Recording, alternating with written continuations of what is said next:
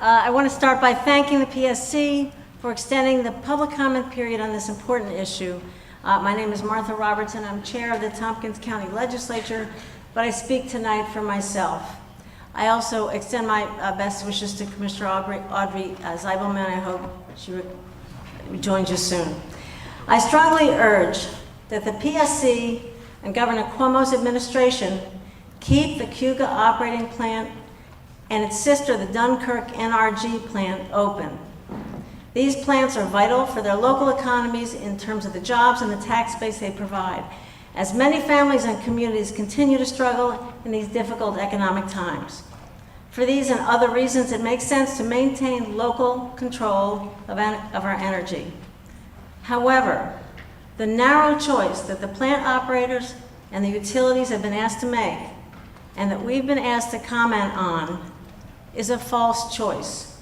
There is a practical, proven alternative to repowering to natural gas to keep these plants open that would lower their environmental impact and create even more jobs for New Yorkers.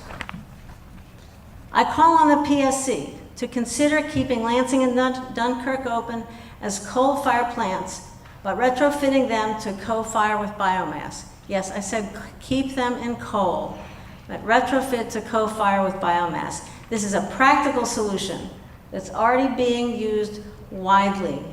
And I will quote briefly from a recent report from the USDA called Co-Firing Biomass and Coal for Fossil Fuel Reduction. Co-firing with biomass could be an excellent bridge strategy to quickly reduce greenhouse gases for a given facility, whether or not coal would be used in the future.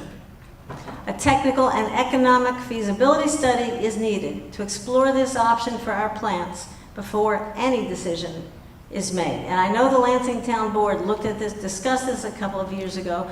I know Jerry Goodnow's been studying this for 6 or 7 years, but I also know that the task given was to do this or to do that with respect.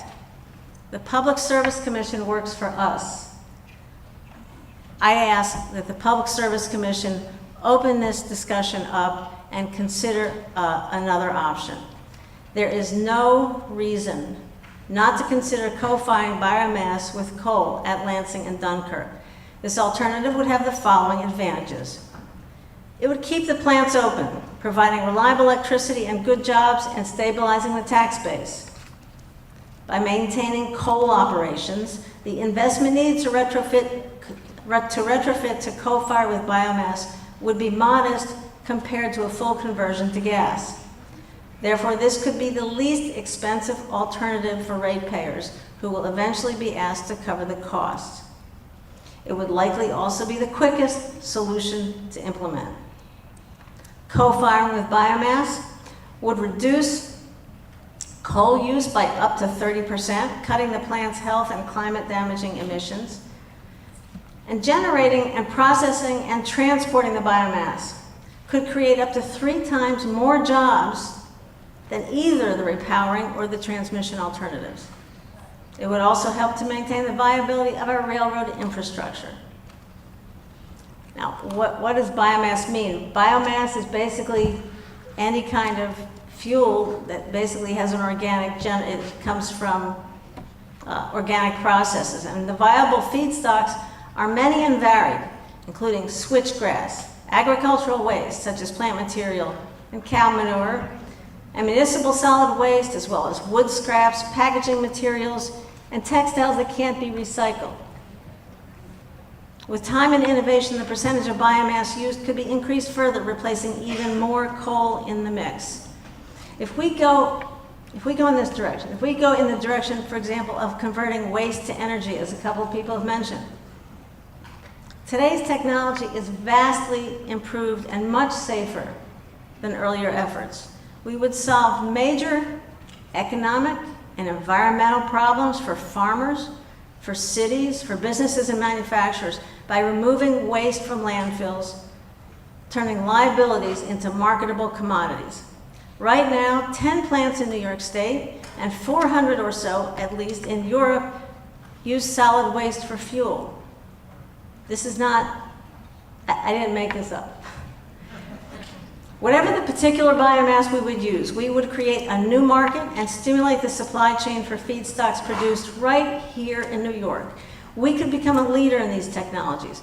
Cornell University and SUNY Fredonia, where Chautauqua County, where Dunkirk is, could become hubs for biomass research, creating spin-off businesses and even more jobs, spurring the economy while benefiting the environment. This solution will also enhance critical fuel diversity, protect our economic future. Now, we used to talk a lot about fuel diversity, not so much anymore. I think we really need to. We need to protect our economic future from price hikes, supply disruptions, and instability that occur from being overly dependent on one source of electricity generation. New gas plants are only economical at today's historically low gas prices. Now, NICEC, Tim talked about the uncertainty about the prices, about the future prices for gas. Well, I found a graph today online. Yeah, I know you all can't see that. I'll be submitting it with my testimony, but I will tell you that in the last 10 years, in 2002, the price for gas per MBTU was $3. In 2006, it was almost $12. In 2007, it was under $6. In 2008, it was over $12. In 2012, it was under $3. Now, at $4, if I learned anything from Jerry over the years, but working with him on the IDA, if it's at $4, coal competes with gas. So what happens when gas is more than $4? Domestic prices, in fact, are expected to nearly double by 2017, according to most analysts. And if we begin to export liquefied natural gas, the price could escalate even further.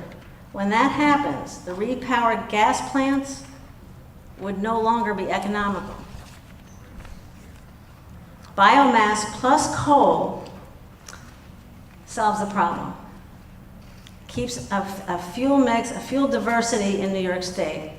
It avoids making major new investments in gas infrastructure, which would lock us into this fossil fuel and its volatile prices for decades to come, and postpone the investments we need to switch to safe, local, and fully renewable sources of energy. This solution makes new gas pipeline construction unnecessary. Now, the public hasn't been told how much the transmission upgrades would cost or where that power would be generated. This is a serious flaw in this process, leaving us to speculate on the transmission option. If the transmission upgrades are chosen and Lansing and Dunkirk are shut down, it's very possible that our power would come from out of state, and that was part of the Cayuga presentation. It's quite possible the generation would come from dirtier plants.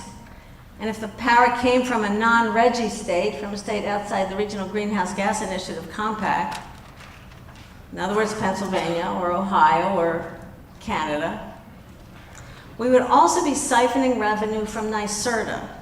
That's where NYSERDA gets its money so that we can do all these renewable projects. If that happened, we'd be going truly in the wrong direction.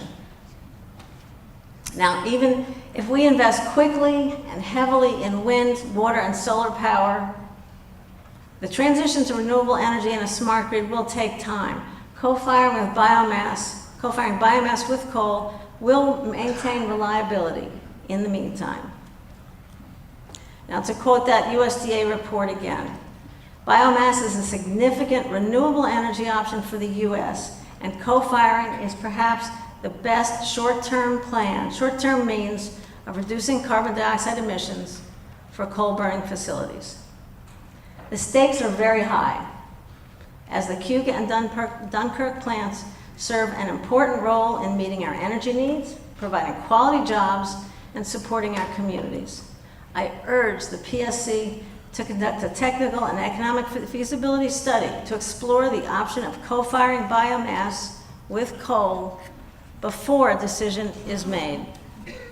We must consider the alternative that would keep both plants open keep both these plants open, saving jobs and creating even more employment opportunities while lowering costs, lowering risks, and lowering environmental impacts. This is a decision for the decades. We owe it to our children to take the time to explore all the options and get it right. Thank you.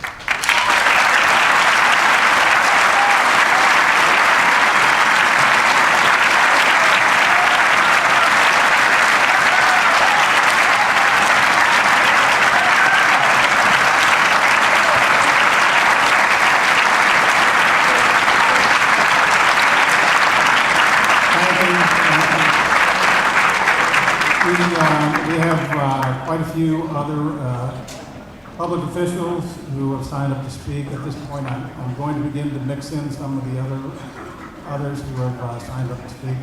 I'm also, to keep things moving, I'm going to call on one name ahead so that we have somebody on deck. Our next speaker will be Chris Petagrasso, Lansing School District Superintendent, and immediately following the superintendent will be Sarah Eckel. Thank you.